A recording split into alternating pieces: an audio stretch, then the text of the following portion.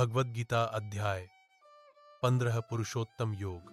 यह संसार एक विशाल उल्टा पेड़ है जिसकी जड़ ऊपर परमात्मा में है और शाखाएं नीचे फैली हैं। वेद इसके पत्ते हैं। जो इस पेड़ को समझ लेता है वही वास्तव में सत्य को जानता है। इस संसार रूपी पेड़ की शाखाएं गुणों सत्व रज तम द्वारा फैलती हैं।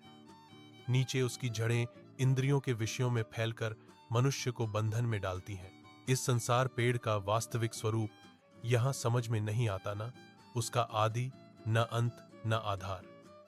इसको वैराग्य के तेज से ही काटा जा सकता है।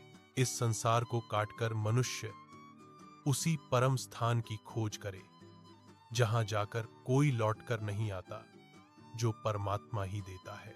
जो अभिमान और मोह से रहित हैं, आसक्ति को जीत चुके हैं, सुख दुहक से ऊपर उठ चुके हैं, वे उस परम धाम को प्राप्त होने के अधिकारी हैं। वह परम धाम सूर्य, चंद्रमा या अग्नि से प्रकाशित नहीं होता। वहां पहुंचने के बाद जीव फिर जन्म मरण के संसार में नहीं लौटता।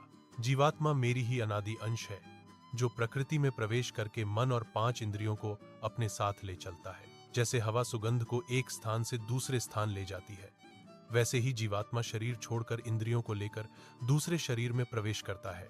जीवात्मा कान, आंख, त्वचा, जीभ और नाक द्वारा विषयों को अनुभव करता है। मूर्ख लोग जीवात्मा के शरीर छोड़ने या नए शरीर में प्रवेश को नहीं समझ पाते, परंतु ज्ञानी इसे स्पष्ट रूप से देखते हैं। योगयुक्त लोग आत्मा को अपने भीतर प्रकट देखते हैं, परंतु असंयमी मनुष्य उसे नहीं देख पाते। सूर्य का प्रकाश, चंद्रमा की चमक और अग्नि का तेज, ये सब मेरा ही प्राकट्य है। संपूर्ण जगत को प्रकाश मैं ही देता हूँ। मैं पृथ्वी में प्रवेश करके सभी प्राणियों को जीवन देता हूँ। जल में शक्ति देकर मैं ही सभी खाद्य पदार्थों को पौष्टिक बनाता हूँ। मैं ही जीवों के शरीर में पाचन की शक्ति हूँ। मैं ही अन्न का पाचन करता हूँ। सबके हृदय में स्थित मैं ही हूँ। स्मरण, ज्ञान और विस्मरण भी मैं ही कराता हूँ। वेदों को जानने का उद्देश्य भी मैं ही हूँ।